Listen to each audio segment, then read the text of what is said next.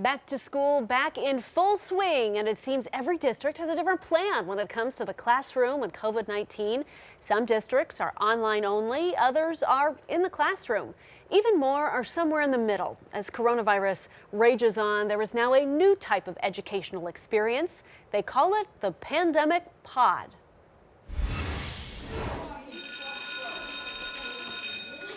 This month, the longest summer ever comes to a close for 700,000 Oklahoma students. And while parents would normally be celebrating a return to the classroom, many have been wrestling with the safety and anxiety of back to school. Kids, I think just like with every parent, right now we're concerned about the amount of time our kids have on the screen and alone.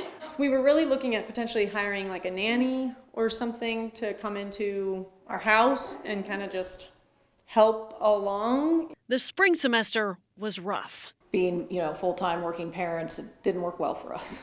And so some spent the summer setting up a school of their own. How about we just go to 300? We all have to figure out how to go on and how to keep learning. Boys, you are on a roll. I'm very excited about it. Yes! We started a micro school this year. Wow, never thought in my life we'd be doing that. 4 families, 8 kids, kindy to 6th, a quarantine, if you will. They dropped out of Edmond Public Schools and enrolled in a virtual program, primarily to reduce exposure to COVID.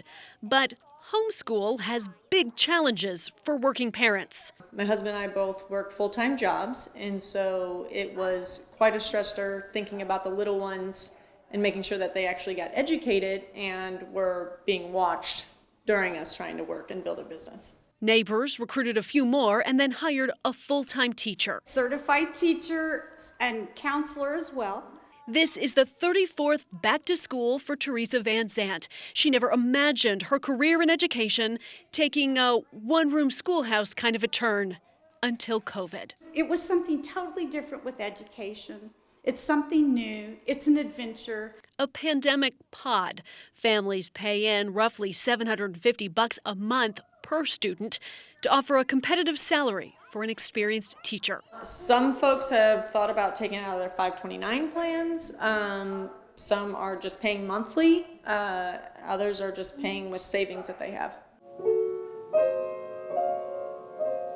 The Newberry family in Oklahoma City has a similar challenge. 2 working parents with 4 children, ages 4 to 17.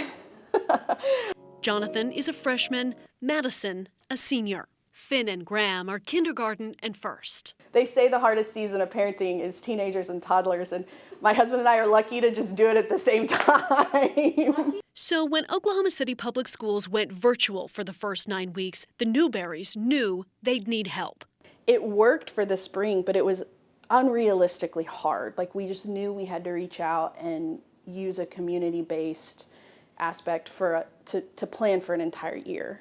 This pod is $600 per family per month to pay for their certified teacher, who is fresh out of college.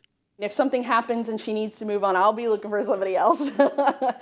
We'll keep it going as long as we can until we can get through whatever this is we're living through. The plan is to return to the classroom when it's safe. That may be next semester, possibly next year. I'm hoping to go back to things being semi-normal, but I'm not opposed to doing virtual learning until we have this coronavirus on lockdown. Madison enrolled in concurrent classes through OSU. She is missing out on the traditions of her senior year of high school. In the grand scheme of things, being alive is more important than, simple traditions. A lesson in hard knocks for students starting a milestone year mid-pandemic. 2020 is offering a masterclass in resilience for families around Oklahoma. We've told you before, there are no state mandates when it comes to alternate education or even masks in schools. State Superintendent Joy Hoffmeister tells us there is no record keeping for micro schools, adding, quote, "The evidence is clear that mask mandates at the school and community level are how we can most effectively ensure schools reopen and remain open." But we respect the choices of families to make instructional decisions they believe are in the best interests of their children. You can read her full statement on our website, KFOR.com. One other note, this story produced as part of the Oklahoma Media Center, the collaborative launched by the local media foundation with financial support from Inasmuch Foundation and the Walton Family Foundation. It's a collaborative of 18 Oklahoma newsrooms that includes print, broadcast, and digital partners. We are proud to be a part.